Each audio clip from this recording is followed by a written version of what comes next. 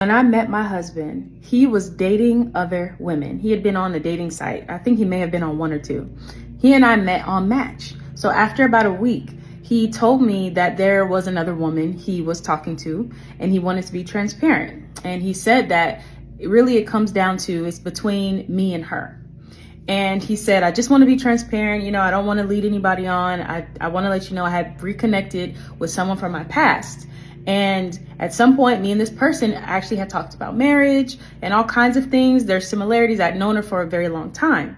And this is the moment where most women would have been like, oh, go be with her then. You know, well, I'm not about to play second to nobody. I'm not about to do this. I'm not about to do that.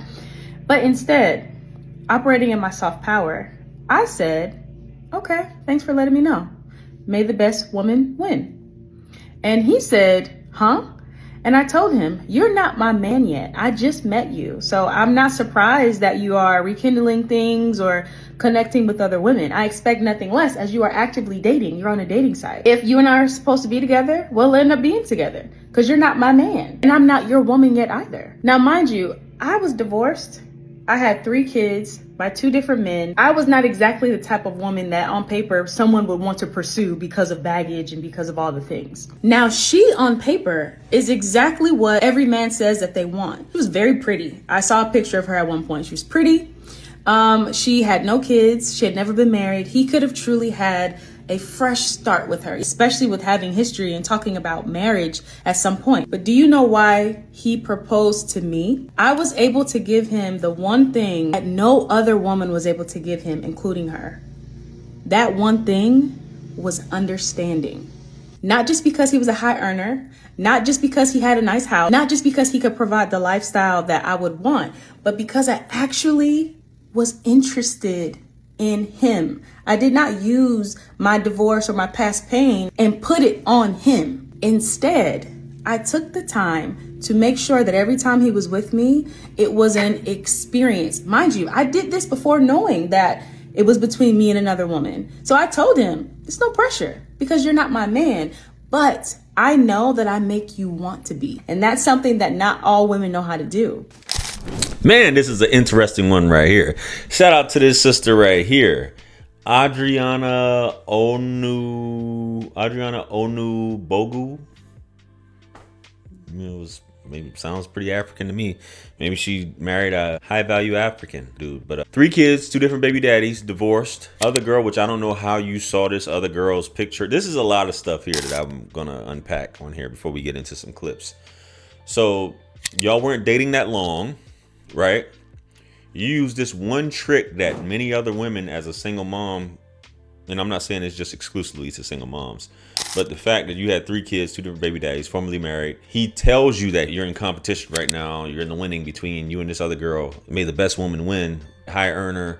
He has a woman with no kids that's pretty. He has a woman on this side with 3 kids and 2 baby daddies, divorced, so on and so forth. And yes, I don't know what his status was. If she mentioned it, I didn't hear it. If he had kids previously or if he was married. But he settled or basically married you. You won because you gave him understanding. You gave him an experience that other women couldn't give him.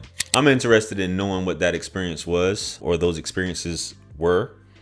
But I always say, looks don't mean everything, and just because she's pretty doesn't make her wifey material. And I would say as a high value man marrying, which you got a lot of dudes, quote unquote, high earning men who do get with single moms. A lot of these celebrities get with single moms or women who've been passed around in the industry.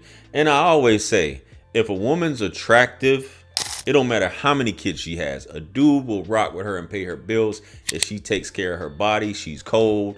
She's understanding, she's feminine. Dudes will do that, but it typically isn't the first choice. And maybe Buddy might have saw something in you to basically say, I'm going to marry this woman with 3 kids, 2 baby daddies that's divorced. I don't know whatever you were contributing at this point outside of that, because a lot of times, guys, when you're dating single moms, especially with 3 kids, they don't have a lot of time. It's essentially a poly relationship because she's probably still having communication and the father's still in the life. All these things like that we get into when we talk about single moms. So as far as what they contribute and what they can give to the situation is a very interesting one, if I do say so myself, that many men aren't going to go for. Goldie said this on a video which I will link it here for you guys to watch, where he goes and talks about the fact that men who can pay all of woman's bills, we are very rare as opposed to a single mom that has kids, right? And women claim that they're the prize, and this is a completely different thing. We're the prize, single moms, you're the prize, and you got kids. You can find that's not a rarity, right? But a man that will pay your bills is a rarity. Pay all your bills. But we treat the single mom and or women in general that they're the prize, when they obviously aren't going to do that same thing that this man will do. So just food for thought, guys, in terms of this. I'm not saying that she's lying.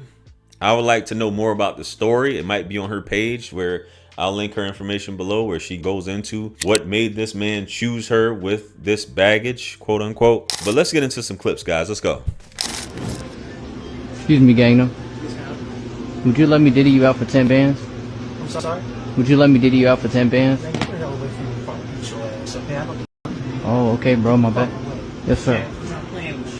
Yo, did my man say, would you let me ditty you up for 10?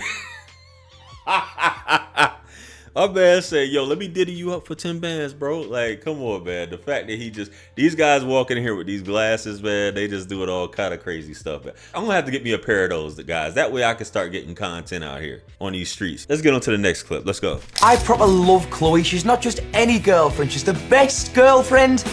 I love you. I think now is the perfect time to tell her what the fortune teller told me and Byron. Next step. Oh my god, is he about to propose?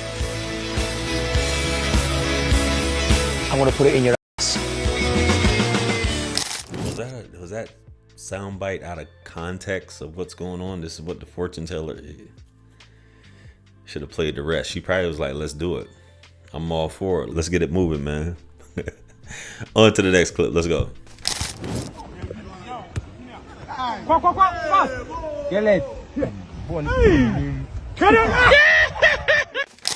I don't think there was much to that, man. It doesn't really look too entertaining, but if you guys want to get a laugh out of it, by all means, go ahead and get a laugh out of it. On to the next clip. Let's go.